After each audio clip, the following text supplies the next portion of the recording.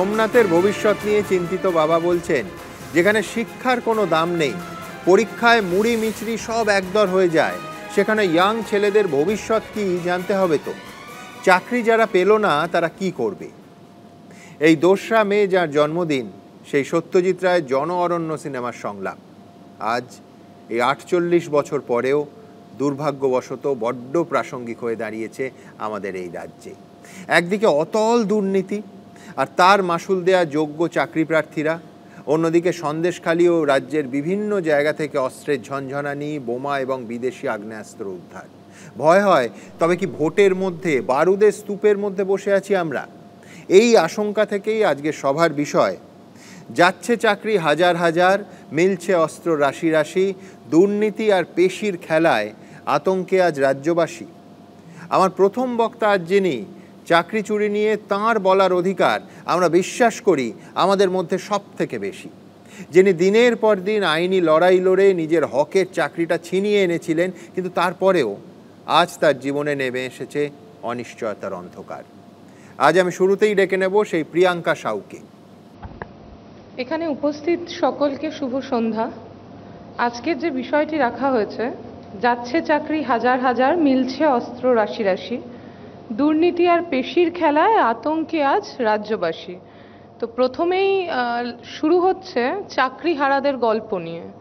মাঝখানের দুটো লাইন অতিক্রম করে আমার চোখ আটকে যাচ্ছে আতঙ্ক শব্দটায়। আজকে সত্যি কথা বলতে কি, আমরা যে পরিস্থিতিতে দাঁড়িয়ে আছি, যে পরিস্থিতির সম্মুখীন, তাতে আমরা প্রচণ্ড আতঙ্কিত। এই কারণে আতঙ্কিত যে আমাদের আগামীটা কি হবে। আমি আমার কথা বলি, আমি দীর্ঘদিন আন্দোলনের সাথে যুক্ত ছিলাম, রাস্তার আন্দোলন। সেখান থেকে আমরা বারবার আমরা কিভাবে বঞ্চিত তার সকল তথ্য প্রমাণ হাতে করে নিয়ে বিকাশ ভবন, কখনো এসএসসি, প্রত্যেকটি সরকারি আমলাদের দপ্তরে দপ্তরে ঘুরেছি এটা প্রমাণ করার জন্য যে আমরা যোগ্য এবং আমরা কিভাবে বঞ্চিত শুধুমাত্র মুখে বলিনি, কিন্তু সাথে করে সমস্ত ডকুমেন্টসগুলো নিয়ে গেছি যে এইভাবে আমরা বঞ্চিত, আমাদের থেকে কম মার্কস পেয়ে কিভাবে কেউ চাকরি পেয়েছে, সাদা খাতায় কিভাবে চাকরি পেয়েছে, সেগুলো আমরা বারবার বলার চেষ্টা করেছি, মান্যতা পাইনি। তারপর আমার মনে হয়েছে যে শুধুমাত্র আন্দোলন আমাদের চাকরিটা, আমাদের হকের চাকরিটা বোধহয় আমাদের ফিরিয়ে দিতে পারবে না। কারণ সেক্ষেত্রে যদি সরকারের সদর্থক ভূমিকা থাকতো, যদি এসএসসির ইচ্ছে থাকতো, তাহলে হয়তো আমাদের আন্দোলনের অবসান অনেক দিন আগেই হয়ে যেত, আমরা আমাদের হকের চাকরিটা ফিরে পেতাম। কিন্তু বিশ্বাস করুন, তাদের দিক থেকে কোনো রকম কোনো সহযোগিতা আমরা কখনো দেখতে পাইনি।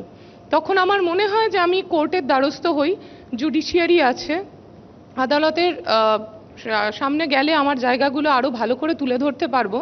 তো আমার অ্যাডভোকেট সেগুলো বলেন। সিঙ্গেল বেঞ্চে মাননীয় প্রাক্তন বিচারপতি অভিজিৎ গঙ্গোপাধ্যায়ের বেঞ্চ থেকেই আমি চাকরি পাই এবং তারপর এসএসসি সেখানেই থেমে থাকেননি, তারা আবার ডিভিশন বেঞ্চ করে, সেখানে মাননীয় বিচারপতি সৌমেন সেনের ঘর থেকে ডিভিশন বেঞ্চ থেকে আমি অর্ডার পাই, পেয়ে আমি চাকরি করছিলাম। তো ইতিমধ্যে যে ঘটনাটা ঘটলো, মাননীয় বিচারপতি বসাকের বেঞ্চ থেকে আমাদের সকলের চাকরি খারিজ করে দেওয়া হলো, আমরা সবাই চাকরিহারা হলাম। সেক্ষেত্রে আমরা জানি না যে কালকে গিয়ে আমাদের কি দিন দেখতে হবে। একটা ভয়াবহ পরিস্থিতির সম্মুখীন হতে চলেছি আমরা প্রত্যেকে। আমরা বুঝতে পারছি যে আমরা কি জায়গায় দাঁড়িয়ে আছি। আমাদের বিশ্বাস করুন, আমরা ভেবেছিলাম যে কেসটা যখন সুপ্রিম কোর্টে গেছে, নিশ্চয়ই হয়তো কিছু একটা সুরাহা আমরা পাবো, কারণ যেটা এতদিন ধরে এসএসসি করেনি, যে কে যোগ্য আর কে অযোগ্য, এই জায়গাটা সেগ্রিগেট করে দেয়নি, এটা হয়তো এসএসসি এবার করবে। কারণ দীর্ঘদিন ধরে আমরা বিভিন্ন হিয়ারিংয়ে থাকতাম, কোর্টে উপস্থিত থাকতাম, সেখানে আমরা কখনো দেখিনি এসএসসি একবারও যোগ্যদের হয়ে কোনো কিছু বলছে অথবা অযোগ্যদের আলাদা করে দিচ্ছে। যে রিপোর্টটা সিবিআই দিয়েছে যে এরা অযোগ্য, তাদেরকে বারবার এসএসসি বিভিন্নভাবে বিভ্রান্ত করার চেষ্টা করেছে, এটা বলে যে তারা বিতর্কিত, তারা অযোগ্য কিনা তারা এখনো বলতে পারছে না। এই জায়গায় দাঁড়িয়ে কোর্টের পক্ষে এটা সম্ভব হয়নি যে কারা যোগ্য এবং কারা অযোগ্য তাদেরকে আলাদা করার। সেক্ষেত্রে কালকে যখন সুপ্রিম কোর্টে মামলাটি উঠল, তখন আমরা একটা অদ্ভুত জিনিস দেখতে পেলাম। আমরা সবাই জানি যে এখন লাইভ স্ট্রিমিং দেখা যায়, আমরা মোবাইলে সবাই দেখেছি। সেখানে আমরা শুধু অপেক্ষা করছিলাম যে আমাদের হয়ে কমিশন, রাজ্য সরকার এবং পর্ষদ কেউ বলবে যে আমাদের কাছে যথার্থ তথ্য রয়েছে, কে যোগ্য এবং কে অযোগ্য আমরা সেটা বলে দিতে পারবো, এবং আমরা বলতে একদম প্রস্তুত, আমাদের কাছে সমস্ত কিছু নিয়ে আমরা রেডি। কিন্তু সেখানেও আমরা যেটা দেখতে পেলাম সেটা আরো ভয়াবহ। তারা চেষ্টা করলেন কি না, ক্যাবিনেটের যে সুপার নিউমেরারি পোস্ট নিয়ে যে রায় যেটা হয়েছিল, যে সুপার নিউমেরারি পোস্ট ক্রিয়েট করার জন্য যে অনুমোদনটা ক্যাবিনেট করেছিল, সেটা সম্পূর্ণভাবে অবৈধ। কারণ আমরা জানি যে কোনো নতুন নিয়োগের ক্ষেত্রে সুপার নিউমেরারি পোস্ট ক্রিয়েট করা যায় না, কিন্তু সেটা ক্যাবিনেট থেকে পাস হয়েছিল। সেটা বেআইনি, সেটা কোর্ট সেই অবজারভেশন দিয়েছে। তো সেখানে সিবিআই ইনভেস্টিগেশন দিয়েছে, এবং সেটা যদি হয়, সিবিআই ইনভেস্টিগেশনটা শুরু হয়, তাহলে হয়তো গোটা মন্ত্রিসভাটা জেলে চলে যেতে পারে। সেই সংশয় থেকে, সেই ভয় থেকে তারা কি করলেন, তারা সবার আগে যেটা চেষ্টা করলেন যে সেটার উপর কিভাবে স্টে আনা যায়। কিন্তু যাদেরকে আমরা অত্যন্ত বিশ্বাস করে আমাদের মূল্যবান ভোট দান করে সেই ক্ষমতায়, সেই জায়গাটায় আমরা বসিয়েছিলাম, যে তারা আমাদের দুর্দিনটা, যখন আমরা কোনো দুর্দিনের সম্মুখীন হব অথবা হবই বা কেন, সবার প্রথম এই জায়গাটাই আসে যে আমরা যাকে বসাচ্ছি, যাকে ভরসা করছি, যে জায়গাটা দিচ্ছি, সে নিশ্চয়ই আর কিছু ভাবুক না ভাবুক, সে সবার প্রথম তার ভাবনার বিষয়বস্তু এইটাই হবে যে সাধারণ মানুষের কিভাবে কল্যাণ সাধন করা যায়। আমরাও সেটাই ভেবেছিলাম। কিন্তু মাননীয়া এখন বিভিন্ন ক্ষেত্রে আমাদেরকে বলছেন অসুবিধা নেই, কোনো কাজই ছোট নয়, আপনারা ঘুগনি বিক্রি করবেন, চপ ভাজবেন। আমি প্রশ্ন করতে চাই এটা, এই যে ধরুন আমরা এমএ, এমএসসি, এমকম করে, বিএড করে এই যে ডিগ্রিগুলো অর্জন করেছি, এই মার্কশিটগুলো দিয়ে ঠোঙা বানিয়ে কি ঝালমুড়ি বিক্রি করব, ঘুগনি বেচবো? উনি কি বলছেন, কি উপদেশ দিচ্ছেন এখনো আমাদের কাছে পরিষ্কার না। তবে আমরা যারা যোগ্য বঞ্চিত চাকরি প্রার্থী, তারা ওনার কাছে করজোড়ে একটা নিবেদন করতে পারি। আমরা অন্তত, ওনারা তো জনপ্রতিনিধি, ওনারা বারবারই বলেন আমাদের জন্য চিন্তিত, কিন্তু আমরা যখন আন্দোলন করতে গিয়ে রাস্তায় ওনাদের সাথে কথা বলতে গেছি, রাস্তায় পুলিশ দিয়ে প্রচুর আমাদের মার খেতে হয়েছে, আমাদেরকে সেন্ট্রাল লক আপ করা হয়েছে, বিভিন্ন অভিজ্ঞতার সম্মুখীন হয়েছি, কিন্তু তাদের দেখা পাইনি। তারা কিন্তু একবারও আমাদের সমস্যা সমাধানের জন্য জনপ্রতিনিধির দায়িত্বের জায়গা থেকে এগিয়ে আসেনি। কিন্তু আজ তারা খুব চিন্তিত। আজ তারা বলছে, মাননীয়া বারবার বলছেন যে আমরা 25,000-এর সাথে আছি। এখনো তিনি বলছেন না, এখনো জোর গলায় বলছেন না যে এটা আমার দায়িত্ব, আমি আমার রাজ্যে কোনো রকম দুর্নীতিকে আমল দেব না। আমি কখনো আমার উপস্থিতিতে, আমার বর্তমানে আমি কখনো কোনো রকম দুর্নীতির সাথে যুক্ত ব্যক্তিকে কোনোভাবে এই রাজ্যে থাকতে দেব না। তিনি এখনো বলছেন 25,000, যে 25,000-এর মধ্যে মুড়ি মিছরি মিশে আছে, যারা আমাদের চাকরিগুলোর টাকা দিয়ে বহুদিন আগে আমাদের স্বপ্নগুলোকে কিনে নিয়েছিল, তাদের হয়েও বলছেন যে আমরা সকলের সাথে আছি। কেন তিনি বলছেন না যে যারা যোগ্য আমরা তাদের সাথে আছি? আমরা সুপ্রিম কোর্টে একটা এফিডেভিট দিয়ে বলবো যে এরা যোগ্য, এরা অযোগ্য। সিবিআই যে রিপোর্ট দিয়েছে তার থেকেও যথাযুক্ত রিপোর্ট আমাদের কাছে আছে। আমরা এটা বলছি, হয়তো তার থেকে বেশি হবে দুটো সংখ্যায়, কিন্তু দুটো কম হবে না। আমরা দেখিয়ে দেবো যারা অযোগ্য তাদেরকে কিভাবে আমরা পৃথক করে দিতে পারি, কিভাবে ছুঁড়ে ফেলে দিতে পারি এই সিস্টেম থেকে, যারা শিক্ষা সমাজের কলঙ্ক, যারা শিক্ষাক্ষেত্রে থাকতেই পারে না। আমরা দেখিয়ে দেব যে আমরা কিভাবে আবার একটা দুর্নীতিমুক্ত সমাজ গড়ে তুলতে পারি। তিনি কেন এটা বলছেন না? তিনি বারবার বিচার ব্যবস্থাকে প্রশ্নের সম্মুখীন করছেন।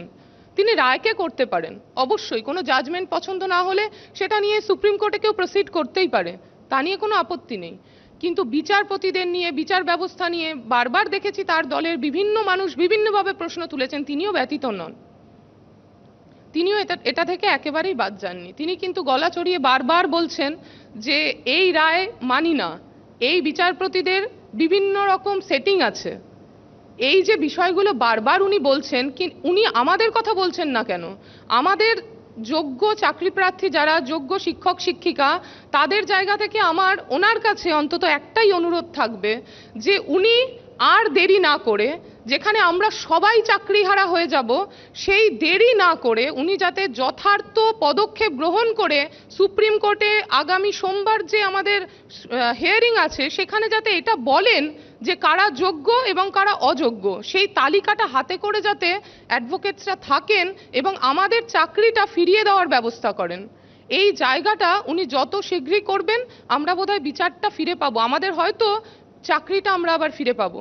আমাদের এই যে একটা অনিশ্চয়তার মধ্যে আমরা চলে গেছি, আমরা জানি না কালকে গিয়ে আমরা যদি আবার স্কুলে ফেরত যেতে পারি, যদি পারি, তাহলেও আমরা বিভিন্ন প্রশ্নের সম্মুখীন হব। বাচ্চারা বলবে যে ম্যাম আপনার কি চাকরি চলে গেছিল, আপনি কি টাকা দিয়েছিলেন, আমরা অলরেডি এই উপহারটা পেয়েছি, এই পুরস্কারটা পেয়েছি। যোগ্য এবং অযোগ্যদের মধ্যে আমাদের অনেকেই গুলিয়ে ফেলেছে। আর দয়া করে উপহার দেবেন না, আর দয়া করে আমাদেরকে এই দুর্দিনের সম্মুখীন করবেন না। দয়া করে বলুন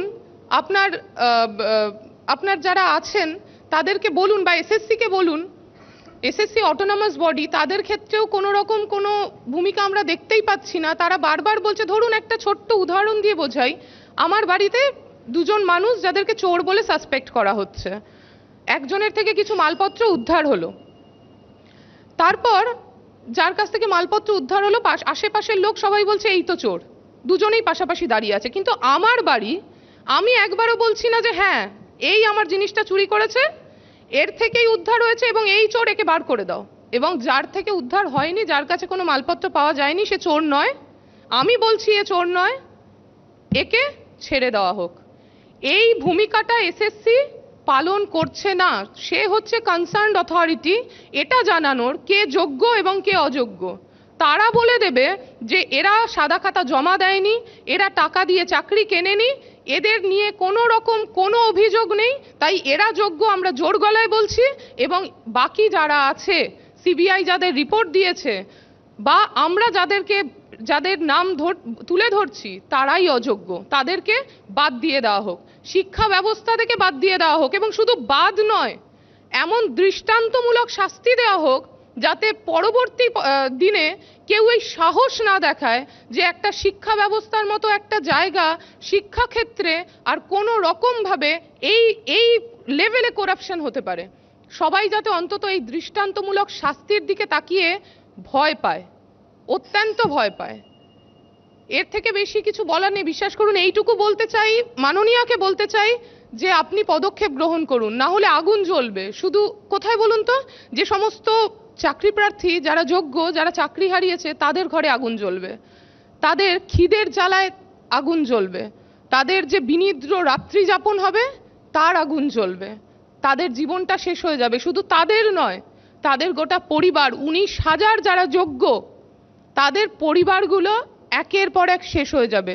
অন্তত 2-3টে নিদর্শন আমরা অলরেডি পেয়েছি। বিভিন্ন আমাদের যারা সহকর্মী, আমরা দেখেছি 2-3 জন অলরেডি ভয়ের চোটে যে আগামীটা কি হবে, তা কিভাবে তার সম্মুখীন হব, পরিবারের লোকের কাছে যাব কিভাবে সেই দায়িত্ব নেব, বাচ্চাকে কি করে মানুষ করব, তারা অলরেডি আত্মহননের পথ বেছে নিয়েছেন। দয়া করে এটা আর হতে দেবেন না। এবং কমিশনের কাছে এটা অবশ্যই অনুরোধ নয়, এবার অন্তত জোর গলায় দাবি রাখবো যে আমরা যোগ্য, এবং এটা প্রমাণ করার দায়িত্ব আপনাদের। আপনারা আপনাদের যথার্থ ভূমিকা পালন করুন। এই বলে আমি আমার বক্তব্য শেষ করব। ধন্যবাদ। ধন্যবাদ প্রিয়াঙ্কা। প্রিয়াঙ্কা অত্যন্ত সাধারণভাবে মূল কথাটা তুলে ধরলো যে যোগ্য অযোগ্য বাঁচতে হবে তো, দায়িত্ব নিতে হবে তো। প্রিয়াঙ্কা একেবারে ঠিক বলেছে যে সৌভাগ্যের বিষয় যে আদালতে বহু মামলা এখন লাইভ স্ট্রিমিংয়ের সৌজন্যে সরাসরি দেশের মানুষ দেখতে পান। তাতে দেখা গেল যে যোগ্য চাকরি প্রার্থীদের চাকরি রক্ষার থেকেও রাজ্য সরকার সুপ্রিম কোর্টে আগাগোড়া অনেক বেশি তৎপর, যাতে ওই অতিরিক্ত শূন্য পদে নিয়োগের সিদ্ধান্তে সিবিআই তদন্তটা আটকানো যায়। এবং এই সিদ্ধান্তের জন্য দায়ী রাজ্য মন্ত্রিসভার শীর্ষ নেতাদের, যাতে সিবিআইয়ের থাবা থেকে দূরে রাখা যায়। কিন্তু আসল কথা হলো, মাননীয় বিচারপতি দেবাংশু বসাকের রায়ে উল্লেখ করা সেই চাল আর কাঁকড়কে আলাদা করে বাছা যাবে কি করে? চাকরি চুরি করতে এসএসসি নিজেই 1 বছরের মধ্যে ওএমআর শিট ধ্বংস করেছে, এমনকি তার মিরর ইমেজও নাকি রাখা হয়নি। সব থেকে বড় কথা, এই 26,000-এর মধ্যে 19,000 চাকরি প্রাপক যে যোগ্য, এসএসসির কর্তারা নিজেরাই সেটা নিশ্চিত হয়ে বলতে পারছেন না। এসএসসির চেয়ারম্যান সিদ্ধার্থ মজুমদার দেখলাম বলছেন যে 5,300-কে বাদ দিয়েও যারা রইলেন তাদের সবাইকেই বা আমি যোগ্য বলে শংসাপত্র দেব কি করে? তাই তারা সবাই যোগ্য কিনা আমরা নিশ্চিত নই। আপনি বলুন, এই বক্তব্যের পর আদালতের আর অন্য কিছু করার থাকে কি? তাই এই নির্লজ্জ দুর্নীতির জন্য যারা দায়ী তারা আইনের নাগালের বাইরে বুক ফুলিয়ে প্রকাশ্যে ঘুরে বেড়াচ্ছে, আর তাদের পাপে অকারণে চরম শাস্তির কোপে পড়ছে এই শিক্ষকের চাকরি পাওয়ার জন্য দিনরাত এক করে ভালো পরীক্ষা দিয়ে মেধার জোরে চাকরি পাওয়া প্রিয়াঙ্কার মতো যোগ্য প্রার্থীরা। এখন কথা হলো, এই চূড়ান্ত অন্যায়ের জন্য যারা দায়ী তারা কি এবারও এত কিছুর পরেও পার পেয়ে যাবে? যাই হোক, আমার পরের বক্তা বিজেপি নেতা সজল ঘোষ। নমস্কার, শুভ সন্ধ্যা। আমি প্রথমেই প্রার্থনা করব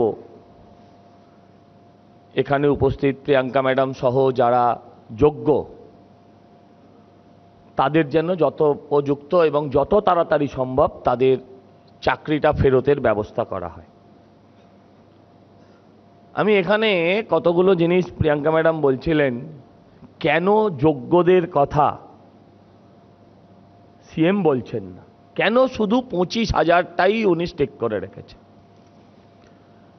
ম্যাডাম, যোগ্যদের কথা আলাদা করে উনি বলতে পারবেন না, কারণ উনি যাদের থেকে খেয়েছেন এখন যদি উনি তাদের কথা বাদ দিয়ে বলেন তাহলে ভবিষ্যতে ওনারা এই আমাদের যারা খেয়েছেন এই সিএম সহ বা তার দলের লোকেরা তাদেরকে ধরবে।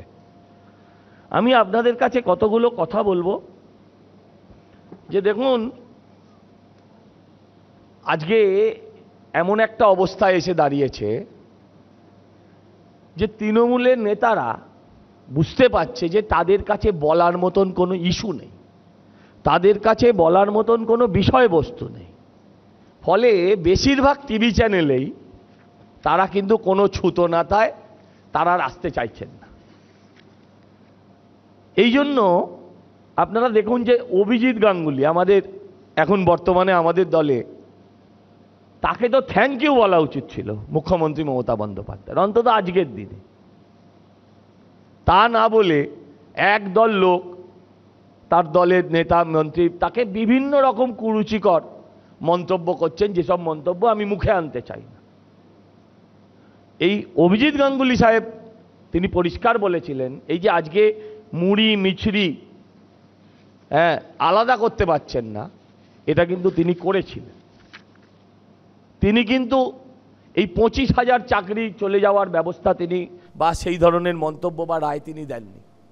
তিনি ব্যবস্থা করেছিলেন যে আলাদা করে 5,000 যারা দুর্নীতিগ্রস্ত, সংখ্যাটা কিছু 19-20 হতে পারে, তাদেরকে আলাদা করে বাকিদের যোগ্য বলে ঘোষণা করতে চেয়েছিলেন।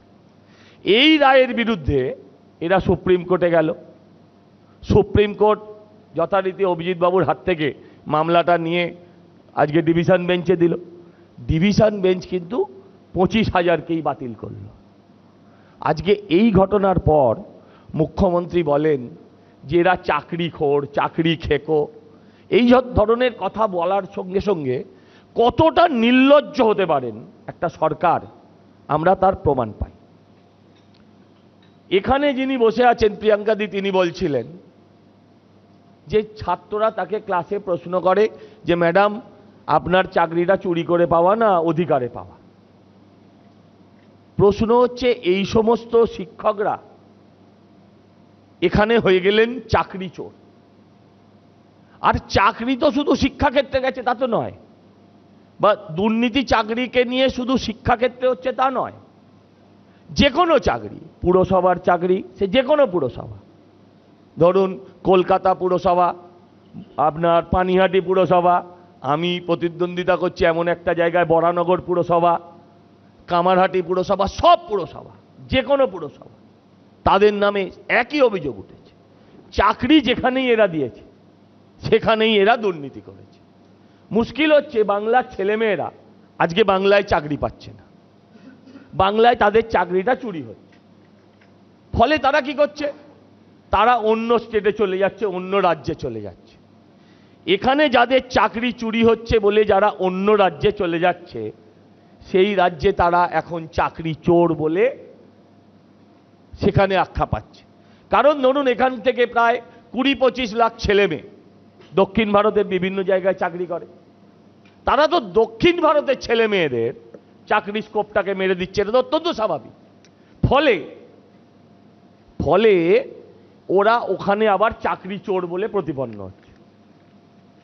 দেখুন, আগে যখন আগেকার ফ্যামিলি ছিল তখন একটা বাড়িতে 4-5টা ভাই থাকত, বড় পরিবার, যৌথ পরিবার। এখন মাইক্রো পরিবারে নেমে এসছে, বাবা মা একটি বা দুটি সন্তান।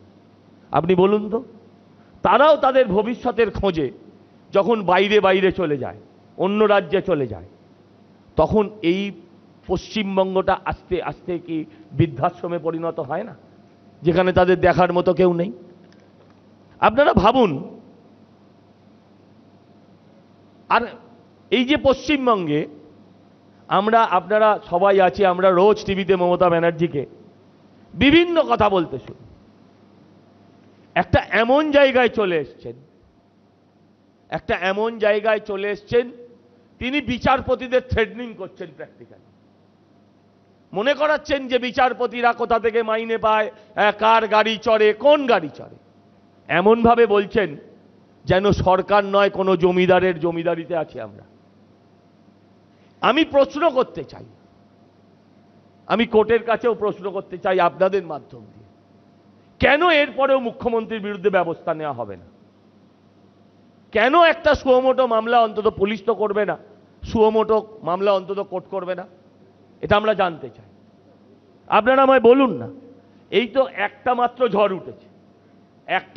ঝড় উঠেছে এসএসসির, আর কয়েকদিনের মধ্যেই আমি গুলিয়ে ফেলছি, এখন এত মামলা, আপার প্রাইমারি না লোয়ার প্রাইমারি না প্রাইমারি ঠিক মাথায় নেই, আরো 2-1 দিনের মধ্যে সেই মামলাটারও রায় হবে। এবং রায় কি হবে, এটা যদি কেউ দাঁড়িয়ে বলেন যে বোমা ফাটবে, তাহলে সবাই বলছে আগে থেকে জানতো। আচ্ছা, কাসবের ফাঁসি হবে, এটা কে না জানতো? সেরকম অযোগ্যদের চাকরি যাবে, আর দুধ আর জলকে আলাদা করতে না পেরে তাদের সাথে যোগ্যদেরও চাকরি যাবে। এটা তো আজকে পরিষ্কার দিনের মতো, শুধু রায়টার অপেক্ষা। আপনারা ভাবুন তো দেখি, যারা সাদা ওএমআর দিয়ে চাকরি পেয়েছে, এর দুটো আঙ্গিক আছে। একটা হচ্ছে সাদা ওএমআরে চাকরি পেয়েছে, আমরা এদের অযোগ্য বলছি, কিন্তু সত্যিই কি এদের সবাই অযোগ্য? আইনের খাতায় নিশ্চয়ই এদের চাকরি যাওয়া উচিত, কারণ আইন শুধু প্রমাণ বোঝে, আইন শুধু তথ্য বোঝে, আইনের চোখ বাঁধা থাকে, সে দাঁড়িপাল্লায় সমান সমান করতে চায়। আপনারা বলুন তো, যদি আপনার বাড়িতে গিয়ে কেউ বলে, তৃণমূলের কোনো নেতা, বড় এমএলএ, বড় মন্ত্রী, সে যদি গিয়ে বলে 10 লাখ টাকা দে, আমি টাকাটা খাবো না, আমার টাকাটা কালীঘাটে পৌঁছে দিতে হবে, তাহলে তোর ছেলের চাকরি হবে। যে বাবা মা সে যেমনই হোক, তারা তো সারাটা জীবন লাগিয়েছে ছেলের জীবনটাকে দাঁড় করানোর জন্য, সে তখন বাধ্য হয়ে এই পয়সা করি দিয়েই চাকরিটার ব্যবস্থা করে। আইনের খাতায় আমাদের হিসেবে, আমাদের সকলের কাছে এরা প্রত্যেকে চাকরি চোর। কিন্তু আমি প্রশ্ন রাখতে চাই, এদেরকে চাকরি চোর বানালো কারা? এদেরকে চাকরি চোর বানালো কারা? আজ থেকে কয়েক বছর আগে, বছর দেড়েক হবে, এই যে টাকার পাহাড় দেখেছিলাম না আমরা? টাকার পাহাড়, মনে নেই সবার? পার্থদার, আচ্ছা তাতেও মনে পড়ছে না, অর্পিতার, এবার মনে পড়েছে। অর্পিতার ঘরের খাটের তলা থেকে যে টাকার পাহাড় দেখেছিলেন, এই টাকাটা কোত্থেকে এসেছিল? পার্থদা তখন বলেছিলেন এই টাকা আমার নয়, অর্পিতাও বলেছিলেন এই টাকা আমার নয়, ঠিকই বলেছিলেন, কারণ এই টাকা হচ্ছে এই ছেলে মেয়েগুলোর। আবার আরেকটা আঙ্গিক আছে, সেটা হচ্ছে যে শিক্ষকরা যোগ্য নয়, তারা যোগ্য শিক্ষা কেমন করে দেবে? ধরুন এদের মধ্যে যারা আছে, যারা যোগ্য নয়, যারা শিক্ষকতার যোগ্য নয়, আছে তো এরম ছেলে মেয়েও, তারা গত 8 বছর ধরে ক্লাসে পড়াচ্ছে। এই 8 বছর ধরে যারা ক্লাসে ছেলে মেয়েদের ক্লাস নিচ্ছেন, তারা তো কয়েকটা প্রজন্ম তৈরি করলেন, যে প্রজন্ম যারা যোগ্য শিক্ষা লাভ করলো না। এইভাবে যারা সমাজের ক্ষতি করে, আজকে আপনাদের তাদের কথা বলতে হবে। আপনারা বলুন যে প্রিয়াঙ্কা দেবী চরম শাস্তি চেয়েছেন, হ্যাঁ আমরাও চাই এদের চরম শাস্তি হোক, যে শিক্ষামন্ত্রী দাঁড়িয়ে রাস্তায় মঞ্চ বেঁধে বলেন তৃণমূলের সব ছেলেমেয়েরা চাকরি পাবে, মাস্টার হবে, বলুন তো তাদেরকে আপনারা জেলের বাইরে দেখতে চান না জেলের ভেতরে? আবারও বলছি, এটা তো যেহেতু এখন বাজারটা গরম আছে এই এসএসসি নিয়ে, তাই এসএসসি শিক্ষক এদের নিয়েই বলছি, কিন্তু মুশকিল হচ্ছে যে এরা যেখানে পেরেছে সেখানে চাকরি খেয়েছে। আমি বরানগরে প্রার্থী হয়েছি, আমি গিয়ে দেখছি বাপ কাউন্সিলর আর সেখানে তার ছেলে গ্রুপ ডি স্টাফ, ওই কর্পোরেশনে ওই বাবার হাতে। এদের এক একজনের মাল্টিমিলিয়নার।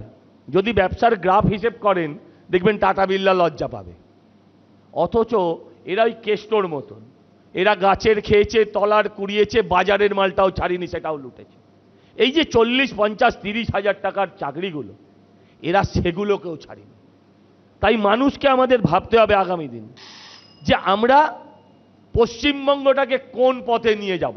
দেখুন, আমি রাজনৈতিক দলের পক্ষ থেকে এসেছি, আমি সরাসরি আবেদন করব আপনাদের কাছে, যারা বাংলার মানুষের এইভাবে প্রতিদিনের স্বপ্ন খেয়েছে, চাকরি খেয়েছে, দয়া করে আগামী নির্বাচনে তাদের খেতে হবে, তা না হলে পশ্চিমবঙ্গটা বাঁচবে না।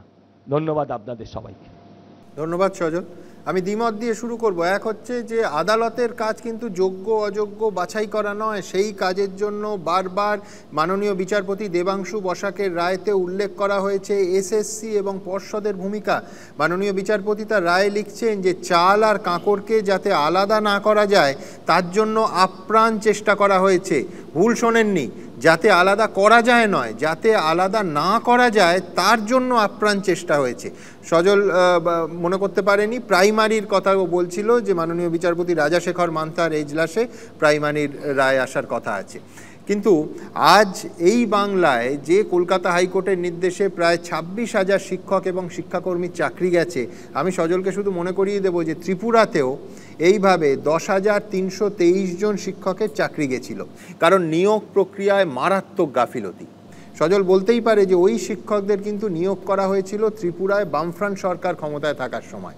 কিন্তু বিজেপি কি এটা অস্বীকার করতে পারে যে ত্রিপুরায় বিধানসভা ভোটের আগে ভিশন ডকুমেন্টে তারা আশ্বাস দিয়েছিল যে এই সমস্যার সমাধান করা যাবে? এখানে চাকরিহারা শিক্ষকদের পাশে দাঁড়ানো যে আশ্বাস বিজেপি দিচ্ছে, ঠিকই করছে, বিরোধী দল হিসেবে সেটাই তো করা উচিত। ত্রিপুরায় তারা চাকরিহারা শিক্ষক শিক্ষিকাদের পাশে দাঁড়াতে এখন অবধি কী করেছে? ভোটের আগে এই চাকরিহারাদের নিয়ে বিজেপি দিল্লি গেছে। হিমন্ত বিশ্ব শর্মা নিজে ত্রিপুরায় গিয়ে চাকরিহারাদের চাকরি ফিরিয়ে দেওয়ার প্রতিশ্রুতি দিয়েছেন, কিন্তু এই চাকরিহারা শিক্ষকরাই যখন রাস্তায় নেমেছেন তখন তাদের ওপর লাঠি চালিয়েছে বিজেপি সরকারের পুলিশ। আবার ত্রিপুরাতে ক্ষমতা দখলের স্বপ্নে বিভোর তৃণমূলও গত বিধানসভা ভোটের আগে চাকরিহারা শিক্ষকদের সঙ্গে দেখা করেছিল, এমনকি তাদের ভাতা দেওয়ার প্রতিশ্রুতিও দিয়েছিল। সেগুলো ঠিক কোন জায়গায় আছে এখন? ভোট শেষ, প্রতিশ্রুতিও ভ্যানিশ। যাই হোক, আমার পরের বক্তা মণিশঙ্কর চট্টোপাধ্যায়। নমস্কার, ধন্যবাদ সকলকে, বিশেষ করে এবিপি আনন্দকে যেরকম একটা মনোজ্ঞ আলোচনায় আমাকে আমন্ত্রিত করার জন্য। সজল যে কথাগুলো বলছিল, একটা প্রথমেই যেটা শুরু করলো যে একটা রাজনৈতিক দল তৃণমূল কংগ্রেস তারা এখন আর মিডিয়াতে আসছে না, তার মানে পরোক্ষে বোঝাতে চাইলো যে বিজেপি দলটা মিডিয়ার উপর ভরসা করেই আছে ভোটে জেতার জন্যে। আর তৃণমূল কংগ্রেস কতটা রিস্ক নিয়েছে যে মিডিয়াতে না আসলেও মানুষ যাকে ইচ্ছা ভোট দেবে এবং তাদের কনফিডেন্স আছে যে মিডিয়াতে না গেলেও ভোট পাওয়া যায়, তার জন্য হয়তো আসছে না। উনি আরেকটা কথা বললেন, পার্থ চট্টোপাধ্যায়ের ঘরে যে টাকাগুলো পাওয়া গেছে সেগুলো সব এই চাকরিহারাদের টাকা। তাহলে ফিরিয়ে দিক, স্টেট ওয়েতে ফিরিয়ে দিক। আপনি তো ইনভেস্টিগেশন করেই ফেলেছেন, হতেই পারে ইনভেস্টিগেশন করেছে, কারণ যা কিছু আজকে ঘটে দেখি বিজেপির বিপক্ষে সেগুলো তো বিজেপির নেতাদের কথাতেই ঘটে। যাই হোক, ও দুটো কথা আমার খুব মনে হলো বলে বললাম। এবার আমার কথায় ফিরে আসি। আজকের যে আলোচনাটা, সেখানে চাকরিহারাদের কথা আছে, সঙ্গে সঙ্গে সন্দেশখালির কথা আছে, এবং পরিশেষে রাজ্যবাসী আতঙ্কে আছেন কিনা সেই নিয়ে একটা কথা আছে। সজল শুধুমাত্র চাকরিহারাদের কথাই বলে গেল, তার মানে সন্দেশখালিতে যে ঘটনাগুলো ঘটে গেছে সেগুলো সম্পর্কে, পুরোটা সম্পর্কে ওনাদেরও কিছু একটা সন্দেহ আছেন বলেই সন্দেশখালি নিয়ে কোনো মানে ওটা নিয়ে আলোচনা উনি করলেন না। এখন আমি কিছুদিন আগে একটা টক শোয়ে গেছিলাম। সেই টক শোটাতে যখন আমি কনক্লুশন পার্টটাতে গেলাম, আমি বলতে চাইছিলাম যে রাজনীতির বাইরে তো দেশের নিয়ে আলোচনা করাই যাবে না। আপনি রাজনীতি ভালোবাসুন বা নাই বাসুন, সংবিধান দিয়েছে যে রাজনীতির লোকেরাই দেশটাকে চালাবে। ফলে একটা নতুন জিনিস, এবং সেটা ভয়ঙ্কর জিনিস আমার মনে হয়েছে, একটা ইন্ট্রোডিউস হয়েছে, যার ফলে একটা পলিটিক্যাল পার্টির আইডিওলজি, মোরালিটি, ভ্যালুয়েশন সব কিছু একটা গুলিয়ে খিচুড়ি হয়ে গেছে, পুরোটাই নষ্ট হয়ে গেছে। সেটা হচ্ছে কি, পাওয়ার গেম পলিটিক্স। আমি একটা মতাদর্শে বিশ্বাসী, ছোটবেলার থেকে একটা কংগ্রেসি ঘরানার মধ্যে দিয়ে আমি বিশ্বাস করি। আমার ইন্দিরা গান্ধীর ছবি দেখলে এখনও আবেগে আমার মানে মনটা উথাল পাতাল হয়ে যায়, সেরকম ধরনের। ফলে একটা কংগ্রেস ঘরানার ইডিওলজিকে আমি বিশ্বাস করেছি।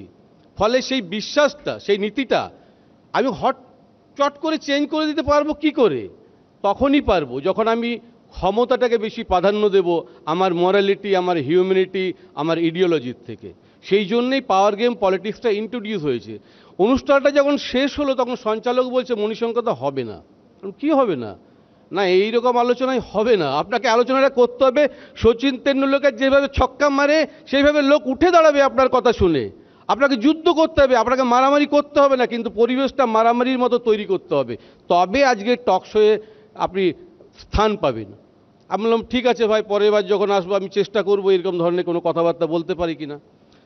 পরে ওনার কাছে শুনলাম, উনি খুব ভদ্র এবং নিরীহ একজন সঞ্চালক, যে দাদা এটা আপনাকে জ্ঞান দেওয়ার জন্য নয়, আমরা দেখেছি মানুষের চাহিদাটা কি, আজকালকার দিনে মানুষ কি চায়, মানুষের কি রুচিবোধ, সেইটাকে আমরা রিকগনাইজ করে দেখে তারপর আমরা ঠিক করেছি কি ধরনের কথাবার্তা বললে আমাদের এই টিআরপিটা বাড়বে, মানুষ বেশি করে মানে টিভির পর্দায় এই অনুষ্ঠানগুলো দেখবে। তার মানে মানুষের রুচিবোধ অনেকটা চেঞ্জ হয়েছে। আমি যখন এখানে বক্তৃতা দিতে এলাম তখন ভাবলাম যে সত্যি তো দুর্নীতি মুক্ত সমাজ, রাজ্য, দেশ, এই নিয়েই তো কিছু কথা বলতে হবে, যাতে আমি একটা মানুষকে বার্তা দিতে পারি সত্যি সত্যি দুর্নীতিমুক্ত সমাজ একটা আইডিয়াল। কোনো কথা হয়তো আমরা ভালো করে বলি, দুধে ভাতে যেন সবাই থাকে, সবাই চাকরি পায়, কিন্তু সব জিনিসটাকে বাস্তব দিক দিয়ে যদি আপনি বিচার করেন পুরোটাই 100% হওয়া সম্ভব নয়। তাই আমি রিসার্চ করছিলাম, কিছু দেখছিলাম যে সারা পৃথিবীতে মূলত 195টা দেশ, মানে ইউনাইটেড নেশন অর্গানাইজেশন যদি আপনি রিকগনাইজ দেশ বলেন, তার সঙ্গে যদি দুটো বাদ দেন, ভ্যাটিকান সিটি এবং প্যালেস্টাইনকে, তাহলে 193টা দেশের আমি দেখছিলাম যে কোন কোন দেশগুলো দুর্নীতিমুক্ত। তাতে দেখলাম আমি 80 থেকে 85টা দেশ সেইগুলো কম দুর্নীতি। তার মানে দুর্নীতি মুক্ত দেশ, সমাজ, রাজ্য কোথাও নেই। তার মানে কি আপনি বলতে চাইছেন যে আপনি দুর্নীতিকে সমর্থন করেন? একদমই করি না, করাটা উচিত না। কিন্তু পৃথিবীর ইতিহাস বলছে সারা পৃথিবী যেখানে আছে তার থেকে আপনি আলাদা হতে পারবেন না। তাহলে আপনাকে চেষ্টা করতে হবে কত কম দুর্নীতির মধ্যে থাকা যায়, একটা রাজ্যকে কত কম দুর্নীতি করা যায় সেই দিকে আপনাকে সহযোগিতা করতে হবে। আপনি টাকা দিয়ে চাকরি কিনছেন বলছেন, আপনি দুর্নীতিকে আপনি প্রশ্রয় দিচ্ছেন না। রাজ্য সরকার যাতে দুর্নীতিগ্রস্ত হতে পারে, কোনো একটা লোক, কোনো একটা মন্ত্রী যে দুর্নীতিগ্রস্ত হতে পারে, তাকে আলটিমেটলি আপনি সহায়তা করছেন না। তাহলে আপনাদের দিকেই আপনি শুধুমাত্র বলে যাবেন। শিবরাম চক্রবর্তী খুব সুন্দর কথা বলেছে, জানেন তো? তিনি বলছেন যে এত সব না ভেবেই দুর্নীতির মধ্যে থেকেই যদি জীবনযাপন করা যায়, মেনে নেওয়া যায়, সেটাই হচ্ছে আজকালকার দিনে মানুষের সহজ পন্থা।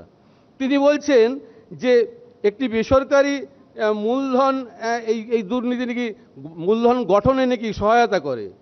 তিনি বলছেন ব্যাপক দুর্নীতি সামাজিক ভারসাম্যের সৃষ্টি করে, এবং তিনি এটাও বলছেন যে রাজ্যের স্থিতিশীলতা অর্জনে দুর্নীতি সহায়তা করে। আপনাদের হয়তো হাসি পাচ্ছে, আমারও হাসি পাচ্ছে, কিন্তু তিনি অনেক ভেবে এই কথাগুলো বলেছেন।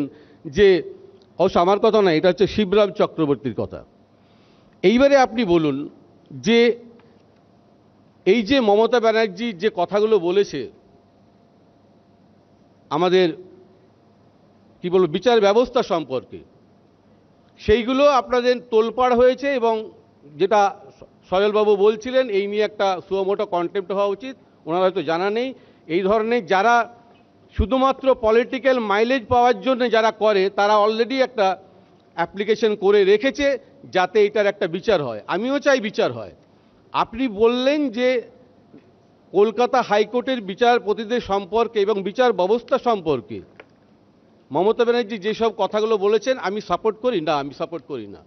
কিন্তু আপনাকে উল্টো দিকটা ভাবতে হবে যে আজ থেকে কয়েক বছর আগে, এক দশক আগেই ভাবুন, হাইকোর্টের কোনো বিচারপতি সম্পর্কে কেউ কোনো কিছু মন্তব্য করার সাহস রাখত? আমরা যখন প্রথম হাইকোর্টে অ্যাপিয়ার করতে যেতাম, বিশ্বাস করুন কান টান গরম হয়ে যেত যখন বিচারপতির কাছে দাঁড়াতাম। হাইকোর্টের করিডোরে ঢুকতে গিয়ে একটা গা ছমছম ব্যাপার থাকতো। কিন্তু আজকের দিনে খুব সহজ ভাষায় বিচারপতিদিকে আক্রমণ করছে, সাধারণ মানুষও করছে।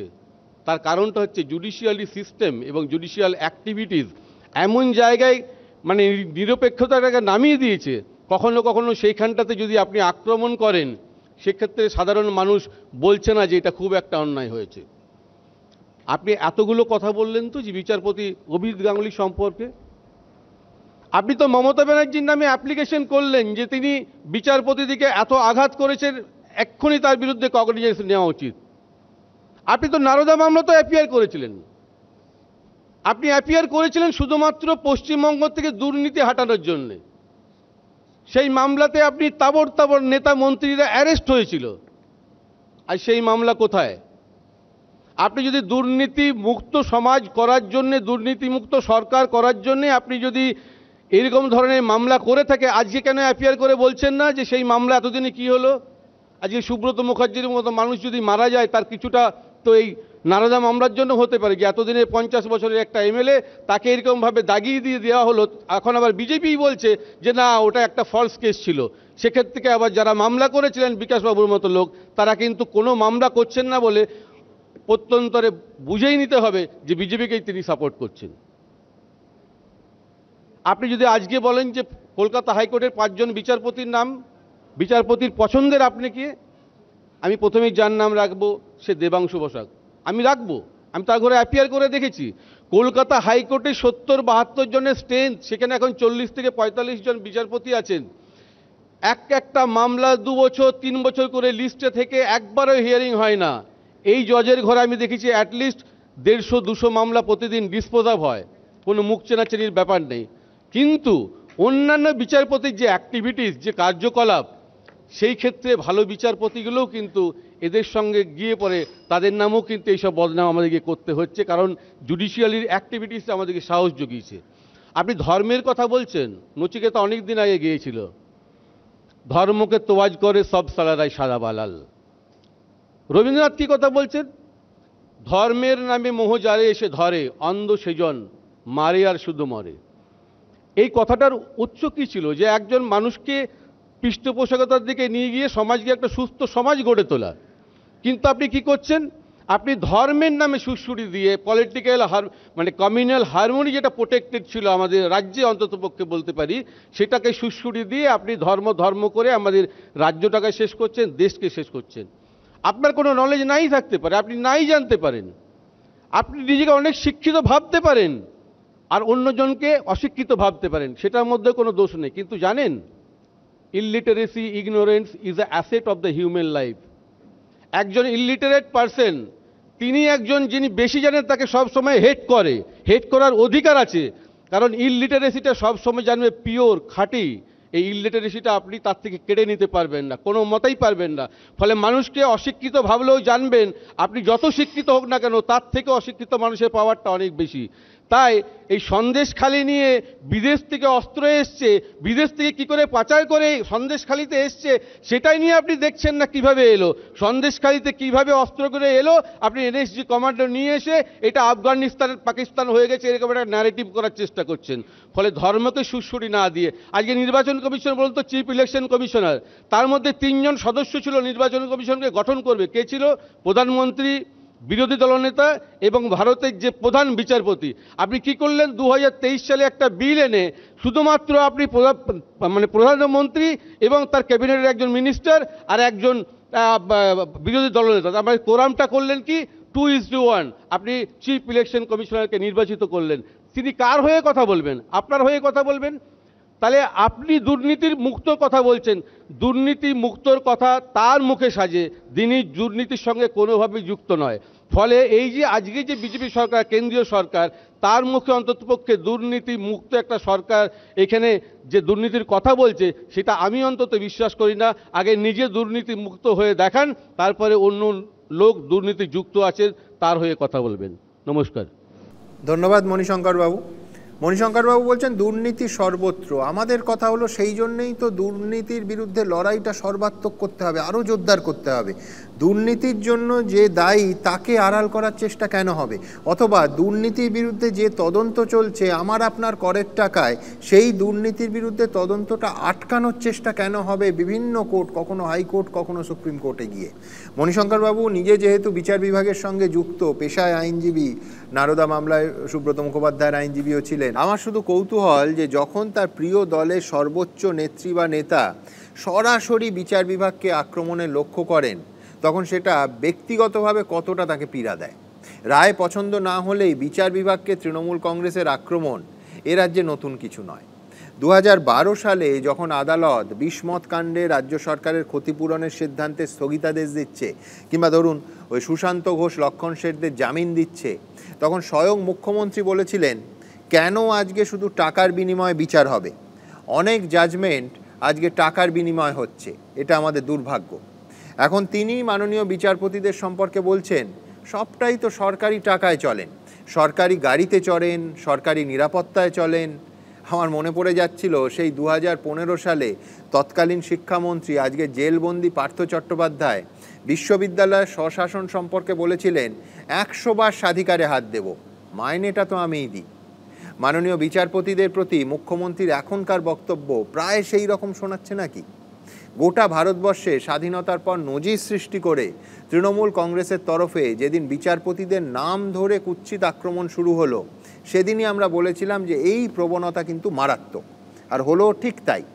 একজন বিচারপতি থেকে এই তালিকা বাড়তে বাড়তে ক্রমশ 2 জন, 3 জন, 4 জন, সিঙ্গেল বেঞ্চ থেকে ডিভিশন বেঞ্চ, এজলাস বয়কট থেকে বাড়িতে পোস্টার, ব্যক্তিগতভাবে বিচারপতিদের এমনকি তাদের পরিবারের সদস্যদের টার্গেট করার প্রবণতা ক্রমশ কিন্তু বেড়েই চলল।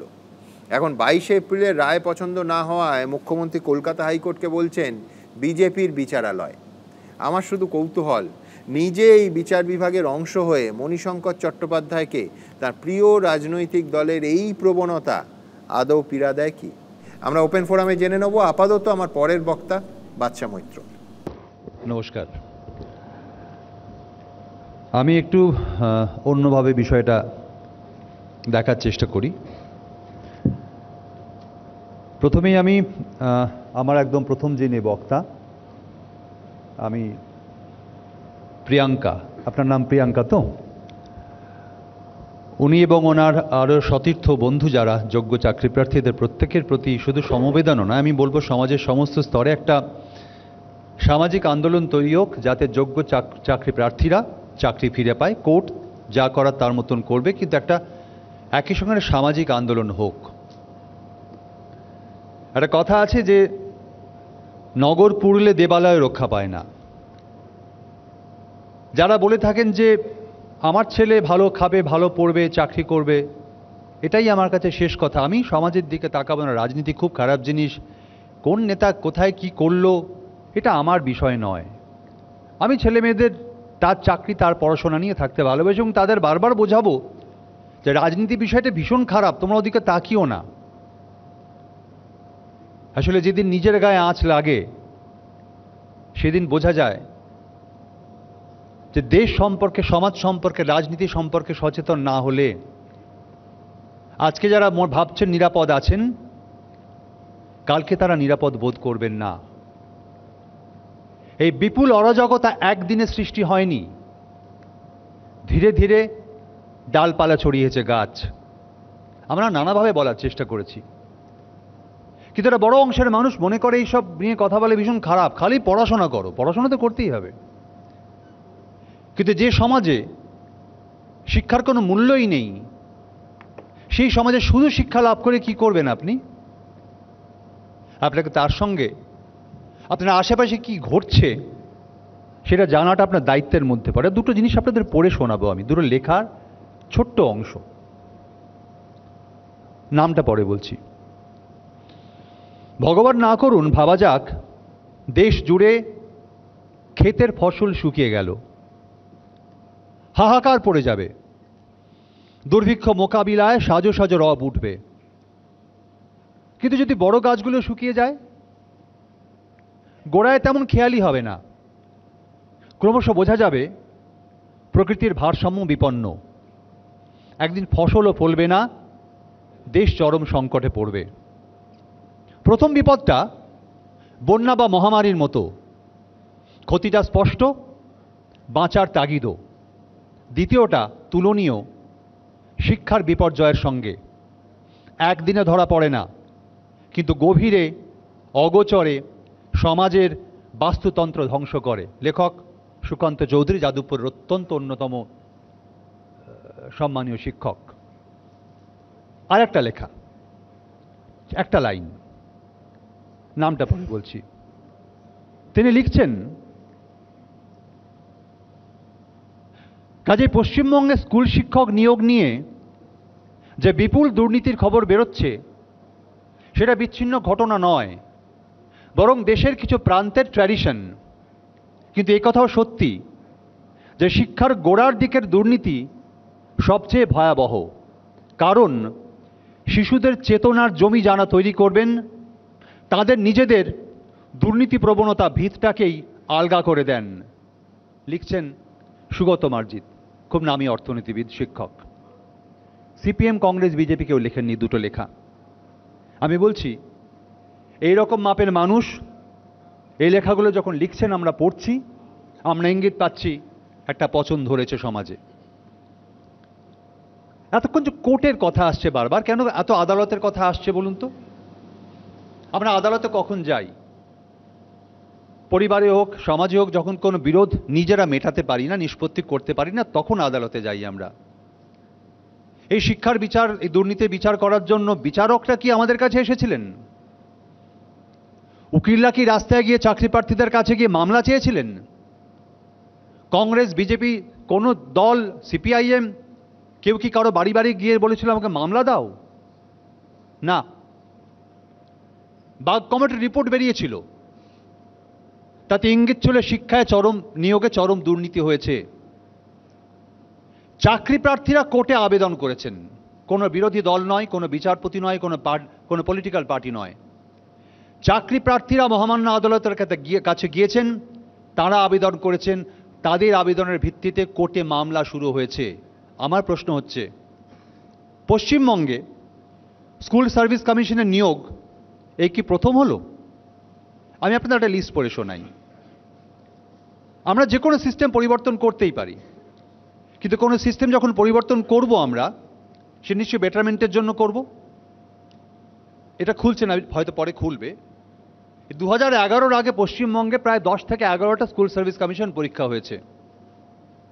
তার আগে সার্ভিস কমিশন ছিল না।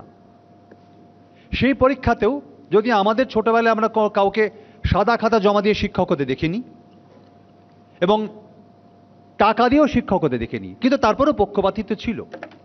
3 জন যোগ্য প্রার্থীর মধ্যে হয়তো পক্ষপাতিত্বের জন্য কেউ চাকরির সুযোগটা পেয়েছে, কিন্তু সেটা তো ভালো সিস্টেম নয়। তাই সেটাকে সরিয়ে স্কুল সার্ভিস কমিশন এলো। তাতেও কিছু ভুল ত্রুটি থাকতে পারে, তাহলে পরবর্তী যে গভর্নমেন্ট আসবে তার দায়িত্ব সেটা মেকআপ করা, কভার আপ করা। তারা কি করলো? যে এক্সিস্টিং সিস্টেমটা ছিল, যে সিস্টেমে 10 থেকে 11টা সার্ভিস কমিশনের পরীক্ষা হয়েছে, কয়েক লক্ষ ছেলেমেয়ে চাকরি পেয়েছে, সেই সিস্টেমটাকে ভেঙে দিল। তারা বললো ওয়েমার্কশিট আইন করে, বললে 1 বছর রাখলেই চলবে। তারা বললো সারা জীবন আমরা দেখেছি পরীক্ষা দিয়ে, আমি মফস্বলের ছেলে, স্কুলের বোর্ডে মার্কশিটটা হাতে আসার আগে নাম আর নাম্বারটা লিস্ট বেরোতো, পরবর্তীকালে মাধ্যমিক, উচ্চ মাধ্যমিক, ইন্টারনেটে আমরা দেখতাম কার কি নাম্বার, মেরিট লিস্ট। এই সরকার নিয়ম করলে মেরিট লিস্ট বলে কিছু থাকবে না, আমি আপনি জানতে পারবো না কে কত নাম্বার পেয়েছি। এই প্রত্যেকটা স্টেপের মধ্যে একটা অসৎ উদ্দেশ্য আছে। এখানে আদালত কোথায়? এগুলো আদালত করতে বলেছে না। আদালত তখন ইন্টারভিন করেছে যখন যোগ্য প্রার্থীরা তারা বঞ্চিত হচ্ছে, তারা গিয়ে আদালতে বলেছে, তখন আদালত জানিয়েছেন। রাজ্য সরকার যার, যিনি মাননীয় মুখ্যমন্ত্রী, জেলা পরিষদ বেশিরভাগ সবই তাঁর, বেশিরভাগ এমএলএ তাঁদের, এতগুলো সাংসদ, এসপি, ডিএম, পুলিশ, গোয়েন্দা বিভাগ এত ছড়িয়ে আছে যে গোটা রাজ্য জুড়ে এত বিপুল ক্ষমতা, তারা বলেন যে কে কোথায় কার সাথে কথা বলছে আমরা সব খবর পাই। তারা জানতে পারলেন না এত বিপুল দুর্নীতি হচ্ছে? জানতেন, সব জানেন বলেই কোর্ট 1 লক্ষ বার বলার পরেও যোগ্য অযোগ্যদের আলাদা করেননি। কারণ অযোগ্যরা তখন বলবে তাহলে যাকে টাকা দিলাম, যে অভিযোগটা উঠছে, তারা সেটা ফেরত চাইবেন। প্রিয়াঙ্কা তো সঠিকভাবে বলেছে, এটা তো সরকারের কাজ। তারা পরীক্ষা নিয়েছেন, তাদের দায়িত্ব এরা যোগ্য এরা অযোগ্য বলে দেওয়া। কোন পদ্ধতিতে পরীক্ষা হলো যে যোগ্য অযোগ্য বোঝা যাচ্ছে না? কি সিস্টেম তারা ডেভেলপ করলেন? কাকে দায়িত্ব দিলেন? কে নাইসা? সেখান থেকে আরেকটা অর্গানাইজেশন আরেকটা কোম্পানির কাছে গেল ওয়েমার্কশিট ইভ্যালুয়েট করার দায়িত্ব। কারা দিল? সার্ভিস কমিশন কাদের আন্ডারে? মধ্যশিক্ষা পর্ষদ কাদের আন্ডারে? শিক্ষামন্ত্রী নেই, মুখ্যমন্ত্রী নেই, সরকার নেই, সব আছেন। আমি জানি না মাননীয় উকিল বাবু কি বললেন, আমি বুঝতে পারলাম না। শুধু এটুকু বলবো যে কোর্টটাকে সরিয়ে রেখে, উনি নিশ্চয়ই খুব লজিক্যাল মানুষ, যে কোনো মানুষ, এটা সাধারণ জ্ঞান দিয়ে যদি আপনি দেখেন, এটা কোর্টের কোনো বিষয় না। এটা এর মধ্যে একটা অসৎ উদ্দেশ্য ছিল, এটা ম্যাল প্র্যাকটিস হয়েছে, এটা দিনের আলোর মতো পরিষ্কার। সরকারের যদি এই সৎ উদ্দেশ্য থাকতো তাহলে তারা অনেক আগে এই সমস্যাটা মিটিয়ে নিতে পারত। এতদিন অবধি ছেলেমেয়েদের রাস্তায় বসতে হতো না, আর এই ছেলেমেয়েগুলো চাকরি যেত না, অযোগ্যরা অনেক আগে সরে যেত। এমনিতে পশ্চিমবঙ্গের স্কুল শিক্ষার অবস্থা আপনারা নিশ্চয়ই জানেন। আমি দুদিন আগে আমার নিজের জেলা মুর্শিদাবাদ, আমি আখরিগঞ্জ গিয়েছিলাম। একটা জুনিয়র হাই স্কুল দেখে এলাম, 2 জন মাত্র টিচার। জায়গাটার নাম নির্মল চর। বেশিরভাগ ছেলে ক্লাস 5 পর পড়তে পারে না, কারণ নির্মল চর থেকে হাই স্কুলে যেতে গেলে ক্লাস 8 পর যেখানে যেতে হয়, যে রাস্তাটা যে নদী পেরিয়ে যেতে হয়, তাতে ক্লাস 5 পর তাদের পড়াশোনা ছেড়ে দিতে হয়। আমি ঠিক তারপরে আমি কালকে নদিয়ায় ছিলাম, একটা ধোড়াদহ বলে জায়গায় গেলাম, একটা স্কুল, প্রাইমারি স্কুল, 2 জন মাত্র শিক্ষক। 4 জন ছিলেন, 2 জন রিটায়ার করেছেন, আর রিক্রুটমেন্ট হয়নি। আমি নদিয়ার নকশিপাড়া স্কুলে গিয়েছিলাম, একটা বড় স্কুলে ছাত্রছাত্রী এবং শিক্ষকের অনুপাত কোনো মিল নেই। আমি বলছি যে একটা সরকারের যদি কোনো সৎ উদ্দেশ্য থাকে শিক্ষার মতো একটা বিষয়, তাহলে দিনের পর দিন তারা কি এই অরাজকতা হতে দিতে পারে? এই অবস্থায় দাঁড়িয়ে আমার মাঝে মাঝে সন্দেহ হয়, এই যে একের পর এক সরকারি স্কুল উঠে যাচ্ছে, বন্ধ হয়ে যাচ্ছে, আমি গোটা জেলা জুড়ে বলছি, গোটা রাজ্য জুড়ে বলছি, তাহলে এটা কি উদ্দেশ্য যে সেই সরকারি বিল্ডিংগুলো চলছেন এই অজুহাতে বেসরকারি কোনো ওনারশিপ কাউকে দিয়ে দেওয়া, প্রাইভেটাইজেশন করে দেওয়া, প্রাইভেট করে দেওয়া? এখনই গ্রামের বাবা মারা বলছে আমার ছেলেমেয়ের পড়াশোনা হচ্ছে না, 250 টাকা একজন শ্রমিক, তার মজুরি 250 টাকা, নাম লিখে দিয়েছেন সাদিফুল, তার ছেলেকে টিউশন দিতে হয় 500 টাকা দিয়ে। আমি বলছি কোর্ট তো অনেক পরে। মাননীয় মুখ্যমন্ত্রী, তার এই জনদরদী সরকার, তিনি যেটা বলেন, তিনি থাকতে এই ঘটনা কেন ঘটেছে তার কারণ সবটা তাদের জ্ঞাতসারে ঘটেছে। যদি তিনি এটা না জানতেন, যদি তাদের কোনো সৎ উদ্দেশ্য থাকতো, ঘটনা এখানে পৌঁছতো না। বিশেষ করে ওই ছোট ছোট বাচ্চা, অযোগ্য শিক্ষক দিয়ে যাদের পড়িয়েছেন, সেই বাচ্চাগুলো আগামী দিনের ভবিষ্যৎ কি হবে সেটা নিয়ে যদি সামান্যতম মানবিকতা থাকতো, উনি ওই ছেলেমেয়েদের ওখানে চাকরি দিতেন, অন্য কাজ দিতেন, চাকরি দিতেন না। তাই আমি একটা কথা বলবো, যে বিষয়টা আগামী দিনে আরও এর ব্যাপকতা অনেক সাংঘাতিক জায়গায় নেবে, আর অনেকগুলো পরীক্ষার রেজাল্ট বেরোবে। আপনারা কেউ চুপ করে থাকবেন না, সামাজিক আন্দোলন হোক, যোগ্য শিক্ষকদের পাশে আমরা দাঁড়াই। কোর্ট যা করবে করবে। কোর্টের এই রায়ের সঙ্গে রাজনীতির কোথাও কোনো সম্পর্ক নেই। এটা আমি একজন সাধারণ লোক, আমি যেভাবে বলছি, উকিলবাবু একইভাবে দেখলে ওনার কাছে বিষয়টা পরিষ্কার হয়ে যাবে উদ্দেশ্যটা কী ছিল। উদ্দেশ্যটা সঠিক ছিল না, ইন্টেনশন ওয়াজ ব্যাড।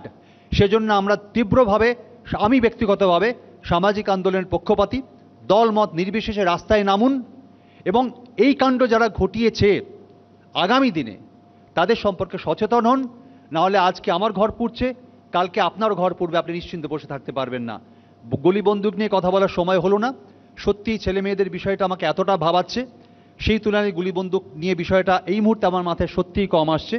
পরে সময় পেলে নিশ্চয়ই বলবো। আমার কাছে সত্যি এই মুহূর্তে পশ্চিমবঙ্গের এই অবস্থাটা কাম্য ছিল না। লজ্জা বলুন, অসহায়তা বলুন, নিজেকে খুব হেল্পলেস লাগছে এই জায়গায় দাঁড়িয়ে।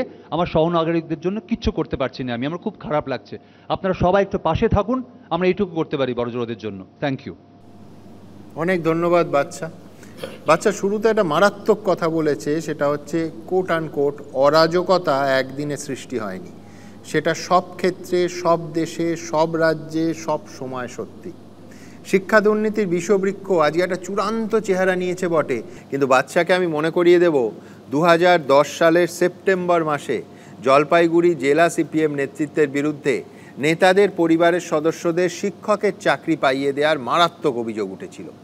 এই তালিকায় ছিলেন সিপিএমের তৎকালীন জেলা সম্পাদক মানিক সান্যালের পুত্রবধূ, সিপিএমের তৎকালীন জেলা সম্পাদক মণ্ডলীর সদস্যের ছেলে, এবিটি এর তৎকালীন জেলা সম্পাদকের আত্মীয়, স্কুল কাউন্সিলের তৎকালীন চেয়ারম্যানের স্ত্রী, এবিটি এর তৎকালীন জোনাল সম্পাদকের আত্মীয়রা।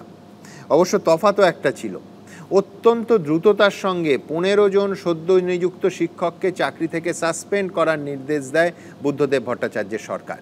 শুধু তাই নয়, সিপিএমের যে নেতাদের বিরুদ্ধে চাকরি পাইয়ে দেওয়ার অভিযোগ উঠেছিল তাদের দলে শাস্তির মুখে পড়তে হয়েছিল। এমনকি বামফ্রন্ট chairman Biman Basu press release জারি করে বলেছিলেন, স্বচ্ছ নিয়োগ তালিকার স্বার্থে সরকার যে কড়া পদক্ষেপ নিয়েছে তাকে আমরা সমর্থন করছি। তবে অস্ত্র আর অস্ত্র উদ্ধারের ক্ষেত্রে বাচ্চা ঢুকলো না, সেখানে সিপিএমের ট্র্যাক রেকর্ড অবশ্য এতটা পরিষ্কার নয়। এই শতাব্দীর শুরুতেও কেশপুর, গড়বেতা, চমকাইতলা, পিংলা সহ রাজ্যের বিস্তীর্ণ এলাকা নিয়মিত অস্ত্রের ঝনঝনানির সাক্ষী থাকত। নন্দীগ্রাম নেতায়ের ছবি এখনও ম্লান হয়ে যায়নি। তৎকালীন রাজ্য পুলিশ বলতেই হবে কালে ভদ্রে অস্ত্র উদ্ধারে উদ্যোগী হতো। আর বলা বাহুল্য, এই একেবারে আজকের মতোই অস্ত্রের সিংহভাগই থাকতো শাসক দলের হারমাত বাহিনীর দখলে। যাই হোক, আমার পরের বক্তা আইনজীবী সুদীপ্ত দাশগুপ্ত। নমস্কার সবাইকে, শুভ সন্ধ্যা। আজকের যে বিষয়, সেই বিষয়ের মূলত দুটো ভাগ। প্রথম হলো দুর্নীতি, দ্বিতীয় হলো পেশিশক্তি। এই দুর্নীতি আর পেশিশক্তি, আজকে বর্তমানে এই দুর্নীতি আর পেশিশক্তির আস্ফলনের মাধ্যমে সরকার সাধারণ যে চিন্তা শক্তি বা নিজের মত প্রকাশের যে অধিকার, সে অধিকার লঙ্ঘন করেছে। কেন আমি সরকার বললাম? কারণ দুর্নীতি তো কি সবাই ভাবতে পারে দুর্নীতি কি সরকার করেছে, দুর্নীতি তো কোনো ব্যক্তি করেছে না। কোনো দুর্নীতি কখনোই কোনো ব্যক্তি করতে পারে না। আজকে না পার্থ চ্যাটার্জি নিজে চাইলে একাই দুর্নীতি করতে পারতো না, না এসএসসির কোনো আধিকারিক একা চাইলেই দুর্নীতি করতে পারতো না। একটা শিক্ষক নিয়োগ কিন্তু পার্থ চ্যাটার্জি একা করে না বা কোনো এসএসসি একা করে না। একজন যখন শিক্ষক নিয়োগ হয়, এসএসসি রেকমেন্ডেশন করে, মধ্যশিক্ষা পর্ষদ তার অ্যাপয়েন্টমেন্ট দেয়, তারপর শিক্ষা দপ্তর তাকে অ্যাপ্রুভাল দেয়, ফিন্যান্স ডিপার্টমেন্ট সেটাকে স্যাংশন দেয়, তারপর গিয়ে একজন শিক্ষক নিয়োগ হয়। আজকে বলুন তো, শিক্ষক নিয়োগের শূন্যপদ ডিক্লেয়ার হলো 100টা, নিয়োগ হয়ে গেল 200, কেউ জানতে পারল না। কি করে ফিন্যান্স ডিপার্টমেন্ট, যেটা এক্সেস 100 জন, তাদের যে অ্যাপয়েন্টমেন্ট সেটা স্যাংশন দিল কি করে? তার মানে প্রথম থেকে শেষ অবধি, মাথা থেকে পা অবধি সবাই কিন্তু এই দুর্নীতির সঙ্গে যুক্ত। এই জন্য এই দুর্নীতি কোনো ব্যক্তির দুর্নীতি না, এটা একটা সরকার অনুমোদিত দুর্নীতি। আরেকটা তার প্রমাণ কি যেটা সরকার অনুমোদিত দুর্নীতি? কারণ আমরা কি দেখলাম, যখন বেআইনি চাকরি প্রার্থীদের নাম সামনে আসলো, তখন সরকার কি করলো? সরকারের উচিত কি ছিল?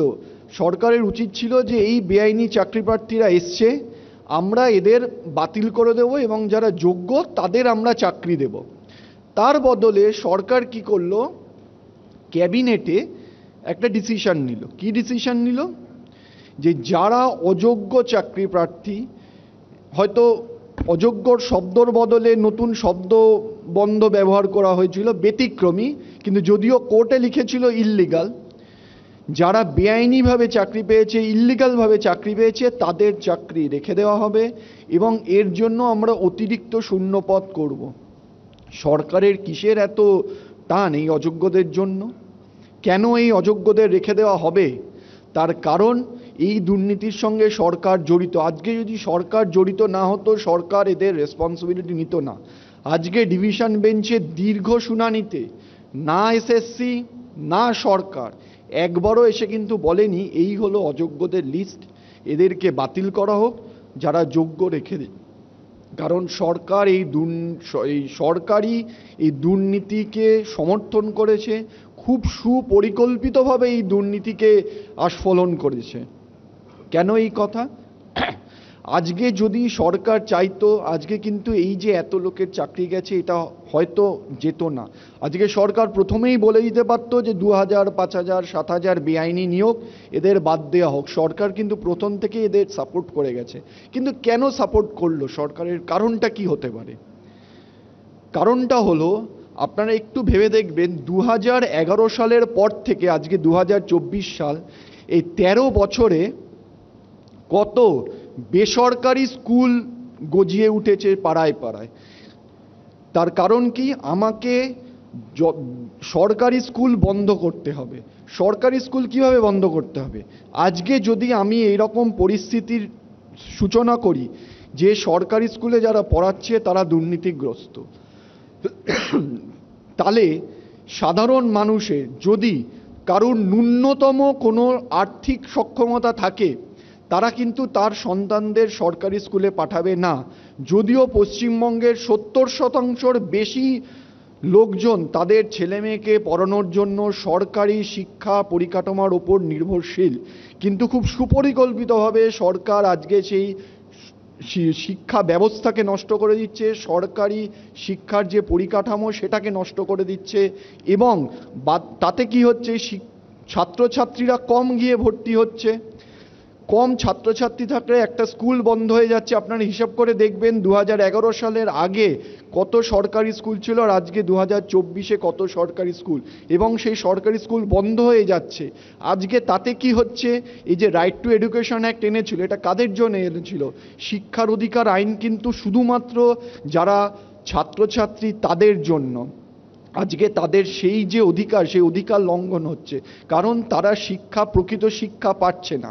আর এই প্রকৃত শিক্ষা পাচ্ছে না কারণ আজকে সরকারি স্কুল সরকারের এই সুপরিকল্পিত দুর্নীতিতে বন্ধ হয়ে যাচ্ছে, এবং যারা একমাত্র শিক্ষাটা এতটাই প্রাইভেটাইজেশন হয়ে যাচ্ছে, যাদের পয়সা আছে তারা গিয়ে শিক্ষা পাবে, আর যাদের পয়সা নেই তারা শিক্ষা পাবে না। আজকে কিন্তু সরকার আমাদের আজকে সেই জায়গায় নিয়ে এসছে।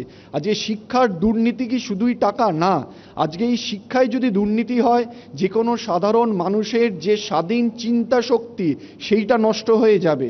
আজকে এই স্বাধীন চিন্তা শক্তি নষ্ট হয়ে গেলে মানুষ তার মত প্রকাশ করতে পারবে না, এবং সরকার যা বলবে ভালো মন্দ সেটাকেই মেনে নিতে হবে। আজকে যদি প্রকৃতভাবে সরকার চাইতো যে এই দুর্নীতির বিরুদ্ধে তারা রুখে দাঁড়াবে, তারা কিন্তু প্রথমেই আজকে 5,500, 7,000-এর লিস্ট দিয়ে দিত। আমরা কালকে অবাক হয়ে দেখলাম এই যে 25,000 লোকের চাকরি গেছে, বাতিল হয়েছে, সরকার এসএলপি করেছে। সেই এসএলপিতে দাঁড়িয়ে সরকার একবারের জন্য বলল না যে এরা হলো যোগ্য বা এরা অযোগ্য, যারা অযোগ্য তাদের বাদ দেওয়া হোক। তারা একমাত্র বলল যে ক্যাবিনেটের বিরুদ্ধে যে ইনভেস্টিগেশনের অর্ডার হয়েছে সেটা যেন হুজুর একটা স্থগিতাদেশ দেওয়া হয়, ভোটের আগে তারা যেন জেলে চলে যেতে পারে। কেন তাদের মনে হলো না যে তাদের জন্য আজকে যে যোগ্য প্রার্থী যারা বলছে তাদের কি ক্ষতি হচ্ছে, তাদের পরিবারের কি অবস্থা? তারা একমাত্র চিন্তিত তাদের ক্যাবিনেটকে নিয়ে। আর সত্যি যদি তারা মনে করে থাকে তারা কোনো দুর্নীতি করেনি, সরকার কোনো দুর্নীতি করেনি, তাহলে তদন্তে ভয় কিসের? কেনই বা তারা অ্যারেস্ট হবে বা তদন্তেই বা ভয় পাবে কেন? কারণ যদি তারা কোনো দুর্নীতি না করে থাকে তদন্ত কিছুই বেরোবে না। তাদের মনেই ভয়, কারণ তারা জানে, তাদের মনের ভেতরে তারা জানে তারা আজকে দুর্নীতি করেছে। দ্বিতীয় কথা, আজকে আমাদের সংবিধান আমাদের দুটো অধিকার দেয়। একটা হলো আমি আগেই বললাম এই দুর্নীতি কিভাবে স্বাধীন চিন্তা শক্তিকে নষ্ট করে দিয়েছে সরকার, আরেকটা হলো স্বাধীন মত প্রকাশের অধিকার, সেইটা নষ্ট হচ্ছে কিভাবে? এই সন্ত্রাস দিয়ে। আমরা যদি এই আজকে এখানে একটা টপিক হলো সন্দেশখালিতে অস্ত্র উদ্ধার। শুধু কি সন্দেশখালি? আপনারা ভাবুন খাগড়াগড় থেকে, তারপরে ভাবুন রিসেন্টলি যদি হয় দত্তপুকুর, তারপরে ভাবুন এগরা, তারপরে ভাবুন ভূপতিনগর, তারপরে কিছুদিন আগে মালদায় কি হলো? বাচ্চারা আক্রান্ত হলো মাঠে খেলতে গিয়ে। আজকে এই যে এত সন্ত্রাস, তার কারণটা কি? মানুষ তার স্বাধীন যে মত প্রকাশ সেটা করতে দেওয়া হবে না। তার কারণে আমরা কি দেখছি? মানুষ নিজের মতের স্বাধীন যে মত প্রকাশ সেটা করার পদ্ধতি কি? ভোটাধিকারের অধিকার। সেই সময় আমরা দেখছি ইলেকশনের সময় মানুষ তার ভোট দিতে পারছে না। আমরা সবাই দেখেছি 2018 সালে কিভাবে পঞ্চায়েত নির্বাচন হয়েছে এবং তার পরের নির্বাচন হয়েছে। কারণ এই সন্ত্রাস দিয়েই কিন্তু সরকার তার সাধারণ মানুষের যে স্বাধীন মত প্রকাশ সেই অধিকারকে কেড়ে নিচ্ছে। আজকে এই দুর্নীতি আর এই পেশি শক্তি কিন্তু পরস্পর একসঙ্গে চলে, পরস্পর বিরোধী না। কারণ দুর্নীতি থাকলেই পেশি শক্তির আস্ফলন হবে, এই দুর্নীতির দ্বারাই পেশি শক্তির আস্ফলন হয়। আজকে সরকার যদি মনে করত, আমি বারবার আপনাদের একটা মনে হয় আমরা সরকার কেন বলছি, অবশ্যই সরকার, কারণ সরকার না চাইলে দাঙ্গা হয় না, সরকার না চাইলে দুর্নীতি হয় না, সরকার না চাইলে সন্ত্রাস হয় না।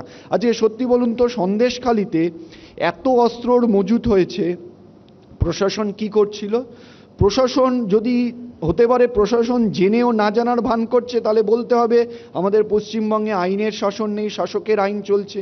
আর যদি না জানতে পারে, আমি ধরে নিচ্ছি তারা সেখানে আইনের শাসন চলছে, তারা অপদার্থ, তাহলে প্রশাসন অপদার্থ, তাদের সামনে এত বড় সন্ত্রাস হচ্ছে, তারা কিছু করতে পারছে না, এর দায় কে নেবে? এর দায় কি সাধারণ মানুষ নেবে?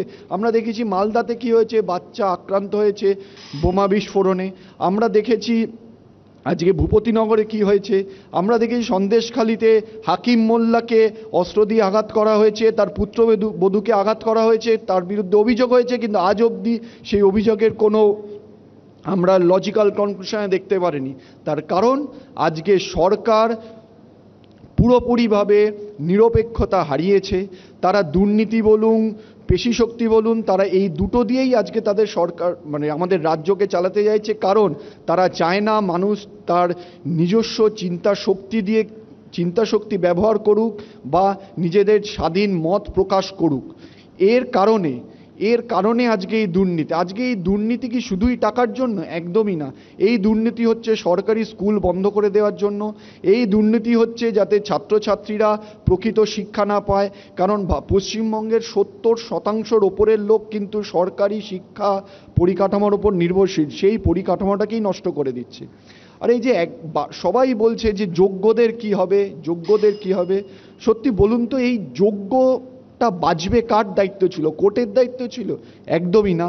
এই দায়িত্ব ছিল হলো সরকারের বা এসএসসি, যে এরা যোগ্য এরা অযোগ্য, সেই লিস্ট আজ অবধি আসলো না। আর এখানে আরেকটা বিষয়, যে সবাই বলছে এখানে এই অযোগ্যদের জন্য এই যোগ্যরা কেন শাস্তি পাবে। একটা কথা সত্যি, হয়তো কিছু যোগ্য আছে, একজন যোগ্য হলেও তার শাস্তি পাওয়া উচিত না, কিন্তু কিছু ক্ষেত্রে কি বলুন তো, যখন বেআইনি কোনো বাড়ি নির্মাণ হয় না, যখন দেখা যায় যে বাড়ির 3টে ফ্লোরের পারমিশন ছিল, কেউ 4-5টা ফ্লোর করেছে, তখন অনেক সময় 4 বা 5 ফ্লোর ভাঙতে গিয়ে অনেক সময় পুরো বাড়িটাই ভেঙে দিতে হয়, কারণ ভিতটাই গন্ডগোল। আমরা দেখেছি এই শিক্ষক নিয়োগ দুর্নীতি যে ভিত তৈরি হয়েছিল, যে ওয়েমার, সেই ওয়েমারের যে মূল্যায়ন, সেই মূল্যায়নটাই হয়নি। কারণ এসএসসি দিয়েছিল নাইসাকে, নাইসা দিল ডেটা স্ক্যানটেককে, যেই ডেটা স্ক্যানটেক কি করেছে এসএসসি জানে না, ডেটা স্ক্যানটেক বলছে আমি কি জানবো, আমাকে নাইসা বলেছে, নাইসা বলছে আমি মূল্যায়ন করি। তাহলে আদপে ওয়েমার শিটের মূল্যায়নটা করলোটাকে? যেই নিয়োগ প্রক্রিয়ায় ভিতটাই গন্ডগোলের, সেই নিয়োগ প্রক্রিয়া আদৌ কি থাকতে পারে? সেই নিয়োগ প্রক্রিয়া কি আদৌ কেউ যোগ্য অযোগ্য থাকতে পারে? আরেকটা বিষয়, যে এই যে সবসময় বলা হচ্ছে যে বিচার ব্যবস্থার ওপর ক্রমাগত আক্রমণ, মমতা ব্যানার্জি ক্রমাগত আক্রমণ করে যাচ্ছে। একটা কথা খুব এই বিচার ব্যবস্থার প্রতি বিশ্বাস না থাকাতেও, উনি সংবিধানে বিশ্বাস করেন না, বিচার ব্যবস্থা বিশ্বাস করেন না, কিন্তু ওনাকেও কিন্তু আজকে সুপ্রিম কোর্টে গিয়ে বিচার ব্যবস্থার ওপরই ভরসা রাখতে হচ্ছে। কারণ মজার বিষয়টা কি, hour constitution also protects those who does not believe in the constitution. আজকে মমতা ব্যানার্জি কনস্টিটিউশনে বিশ্বাস করে না, তাও কিন্তু তাকে সেই সুপ্রিম কোর্ট বিচার ব্যবস্থার ওপরই ভরসা রাখতে হচ্ছে সুবিচার পাওয়ার জন্য। যদি সেটা উনি মনে করেন ওনার সুবিচার হচ্ছে সাধারণ মানুষের বিচার না, ওনার ক্যাবিনেটের মন্ত্রীদের বাঁচানো। নমস্কার। ধন্যবাদ সুদীপ্ত।